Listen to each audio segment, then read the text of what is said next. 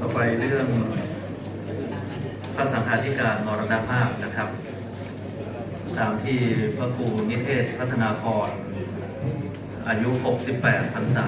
48 อดีตรองเจ้าคณะอำเภอเมืองนครสวรรค์และ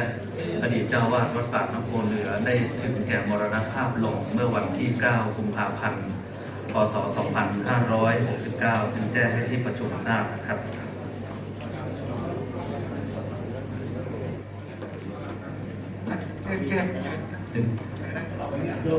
ลงไปข้างหน้า